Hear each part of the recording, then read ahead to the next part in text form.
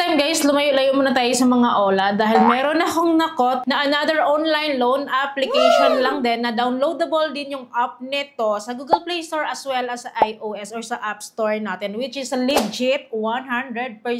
This is regulated by the BSP and alam nyo na kung ano to. Of course, bank app ito, which is a bank na subsidiary po ni BPI. Meron po siyang ino-offer sa atin ngayon na Instacash ko loan na nagpapautang daw siya for 250,000 pesos. So, very familiar na tayo dito kay Bangko, diba? Purely online application lang yung ganap natin dito. Hindi natin kailangan pumunta sa branch nila or sa office nila or sa mismong bank para mag-apply and mag-submit ng mga kung ano-anong documents. So, here po, we just only download the app. Ganun lang siya kadali, guys, kasi available na siya ulit ngayon. So, alam nyo, ang dami na talaga ngayong mga pautang online na talagang mga legit din. Pipiliin talaga natin, of course, yung mga legit doon tayo in case na ma-approve tayo. At least, kaya rin tayong ipaglaban, di ba? Well, bago nyo siya subukan, tingnan nyo muna yung application ko. Paano mag-apply dito? Ano yung mga hinihingi nilang requirements? Kung meron ba? Magkano yung loan offer nila? Sa mga first time dito, alam ko worth to try talaga siya. Pero, keep watching muna para alam nyo yung flow ng process dito at para alam nyo rin kung ano yung mga hinihingi nila. Wala tayong question dito sa legitimacy ha, bank app to, and of course, lahat ng legalities andito siya. Dahil regulated nga po siya ng BSP, diba? So, yun pala, paldo na talaga siya sa legitimacy. Ano maganda kasi dito, no? In case na ma-approve tayo dito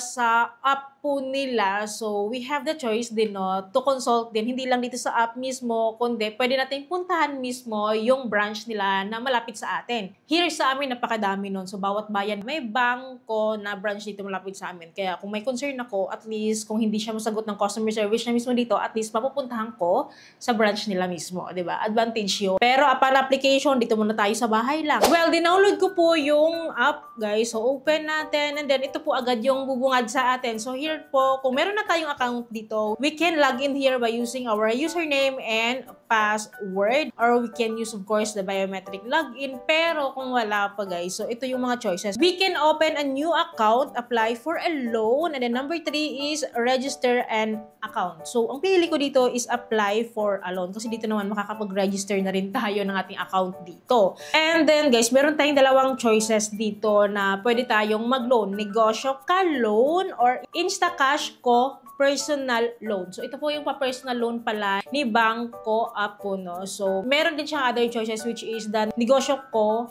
loan, which is, ang alam ko kasi pag makikita mga negosyo, something na loan, no, nagre-required sila ng mga documents about your business, mga ganun po. Wala naman ako noon. So, dito lang tayo sa personal loan. So, ito po yung kinlik ko. And then, here po, I need to fill up daw yung loan amount po na gusto kong i-loan dito. Meron naman po silang mga choices from 2,000 pesos up to 10,000 pesos. So, baka magtaka kayo, ha? Akala ko ba up to 150,000 po yung kanilang pa-cash loan dito. So, since po na beginner tayo dito po talaga tayo magsisimula hanggang sa aakit at aakit naman yan kapag good payer tayo dito. Maganda po yung records natin dito. So, depende naman po yun sa eligibility ni Bangko sa atin. And maybe then, pwede rin siya doon i-apply sa negosyo ko loan. So, baka doon din yung up to 250,000 pesos. Pero kasi nga, usually po, sa mga beginner pa lang, ganito lang po muna talaga yung offer nila sa atin. So, ang pinili ko po dito is yung pinaka-minimum po. Just to try lang kasi ang ambitious ako naman kung 10,000 pesos agad. Baka maligwak agad ako pag ganon. So, dito lang tayo sa pinakamababa para magaan lang din bayaran. So, kinonfirm ko yung 2,000. Pipili din po tayo ng desired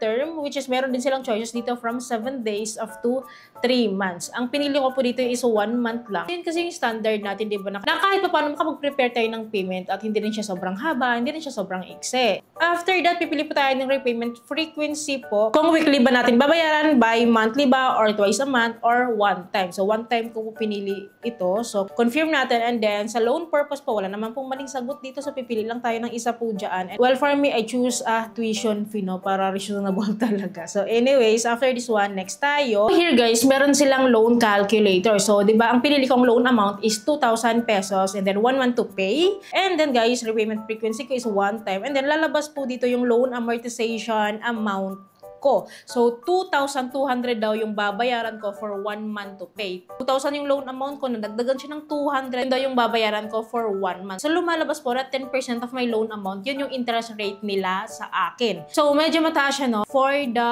bank app, usually sa mga bank app naman, hindi ganun to kataas. Nasa up to 5% lang din talaga sila. Like, si Cbank, diba? Si Tonic, si Atomy. So, yung mga yun is mababa lang. So, itong si Banco, medyo mataas siya, guys. 10%. Pero okay na rin dahil sa mga OLAs, diba? Na napakalala talaga, 7 days to pay. Almost 50% yung interest rate. So, of course, dahil legit naman to, of course, pwede na. And sa loan amount daw po na pinili ko, nakalagay dito na at least daw, meron akong monthly income na 6,600 pesos. Monthly income yun, no, diba? Pasok na pasok tayo dito. Well, at least, di ba, meron na tayong idea regarding sa loan nila dito, magkano yung interest rate, magkano dapat yung required na monthly income nila, na which is pasok naman talaga tayo dito. So, mababa lang naman yung nire-require nilang monthly income natin. Anyways, next tayo, and dito po, I need to fill up po the personal information, I think, here, including my name, birthday, citizenship, and then after po nito, next lang natin. Then here po, we need to agree the terms and conditions and data privacy po nila. So, i-check lang po natin 3 box dito and then magne-next po tayo. And here po, we need to input our mobile phone number na ipang-re-register po natin sa Banco app natin or Banco account natin. And then after that, click lang natin tong I'm not a robot and then click natin tong send OTP and then magbibigay sila sa atin ng OTP, guys. Enter lang po natin yan and then next po tayo. Which is here po, continuation to ng personal information ko about my place of birth, civil status, gender, email address, home address. And of course, my sources of funds and then the account purpose daw. So, fill upan lang po natin. May mga choices naman po sila dito, no? Anyways, no, fill upan lang natin yan. Well, here po pala, sa nature of work po, ito lang po yung mga choices po nila. So, parang hindi po sila nag-a-accept po ng unemployed or walang work talaga, no? Kasi nagre-require nga sila ng monthly income, di ba? And good news po sa mga OFW, pwede po tayong mag-apply dito kasi meron po silang overseas Filipino worker na choice dito. So, dito guys, sa mga pagpipilian, pipiliin lang natin saan pinakamalapit yung work or income source natin, no, na field dito. And then dito sa baba sa account purpose, so ito rin naman po yung choices. So either savings daw to or payroll payments or remittance. So for me po savings or payroll yung choice ko dito and then confirm lang natin. And then after po nito, here po nakalagay dito, congratulations daw, eligible daw ako for a loan. So proceed lang daw ako sa next step. So proceed lang tayo. And then here po I need to choose a valid ID. Ito po yung mga IDs po na nire-require po nila. So pipili tayo ng isa dito and unfortunately walang national ID po. So, clearly, pang malakas ang mga ID po ang nire-require nila. And buti na lang, meron tayong UMID or UMID. Yun po yung pinili ko. And then, next tayo. And pipicturean daw po natin yung ating ID.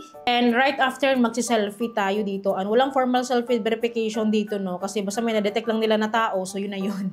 After that, done na daw. And then here po, sino daw ba nag-refer sa akin? So, sabi ko, wala naman. So, next tayo. Option na lang naman to. And then, after that, meron na siyang summary po ng application details ko. Ito yun. I-review ko na lang kung tama naman lahat yan. So, next lang tayo. And then here po, I need to create a username daw po and a password. Kasi diba, kapag may account na tayo dito, ito na yung papang-login natin. So, ito yon. So, after ko po makapag-create dito, no, move on tayo sa next. Which is, hindi pa pala tapos yung ating application dito. Dito po, nagre-require sila ng ating work information, including the employment type, nature of work. Dito na naman, paulit-ulit, no? So, tenure of current employer, status, verified monthly income salary, frequency of salary, employer name, employer contact number, position. So here po, fill upan lang po natin tong portion na ito that requires our income details, our company details, our employer. So ang dami po nito. Actually, yung iba dito pa ulit-ulit lang na fill upan na natin kanina. So whether we like it or not po, wala po kasing unemployed dito. Kaya ito po talaga ay kailangan nating fill upan. So after po nyan is the references na po or the contact information po. So dalawa po yung hinihingi nila dito. So wala naman akong pa-promo code dito, no. So i-provide lang po natin yung dalawang character reference dito or contact information. Manually fill up po siya, hindi po siya magdedirect sa phone book list. Here po, nagre-require po sila ng income information. Ito nga po pala yung mga documents po na pagpipilian. Either payslip daw or latest income tax return or ITR daw po or certificate of employment with compensation details. So clearly po, no, this is intended for employed or self-employed individuals, guys, kasi kailangan talaga natin tong portion na ito mag-provide. Kasi kung hindi tayo mag-provide, hindi tayo makakapag-proceed. For me, guys, naglagay lang ako dito ng aking income details, no, but hindi siya format ng payslip, pero siguro pwede na yon. So, yun yung income source ko as self-employed. So, anyways, after po nito, kailangan na naman daw po natin i-review yung loan application ko dito. Napakadaming details po na kailangan i-review dito. So, kung okay naman ako dito at alam kong tama lahat, so next tayo, which is finally naman natapos din yung loan application natin. Nakalagay dito, thank you for applying for a loan. Once approved, you will be notified for the next steps via SMS or a call from bank ko. So, yung loan naman ko dito is 2,000 pesos. So, guys, FYI, kapag mga bank app or bank loan po talaga, yung ina-applyan natin, expect po na 3 to 5 banking days talaga sila mag-i-inform sa atin or within 1 week. Ganon po sila. Huwag tayong mag-expect na ma-approve agad tayo. Kasi kung makikita nyo yung chain ko dito, nakapag-submit na ako for evaluation na po ako and hindi po kasi siya instant talaga na meron tayong offer agad. So, ini-evaluate po talaga tayo and then if ever po na ma-approve tayo, i-inform naman nila tayo at kapag na-approve tayo, of course, lalatang dyan yung ating repayment plan, mga schedule or what. So, i-inform tayo niyan and then after nyan, i-release na nila yung loan amount natin. So, I will wait kung ma-approbahan na ako dito kasi worth the wait naman if ever approve ako dito. Kasi you can try this one kasi walang pag-aalinlangan naman ito dahil legit nga po. Lalong-lalo na kung ikaw ay employed or self-employed, i-ready mo yung payslip mo, COE or ITR or BIR something po na documents ninyo. So, i-ready nyo yan. Yun lang naman yung mga nare-require nila and pag sure naman na meron kayong mga ganong documents, sure na sure ako na ma-approve kayo dito. But anyway, update ko kayo ha. Once na ma-approve ako dito, babalitaan ko kayo. Okay, dapat pa nakasubscribe kayo and click yung bell button para lahat po ng videos ko is updated and notified po kayo. So yun lamang po. Ayun po may natutunan kayo sa video. I hope po nakatulong tong video sa inyo. Kung gusto yung video, please don't forget to like and share. And thank you for watching. Bye!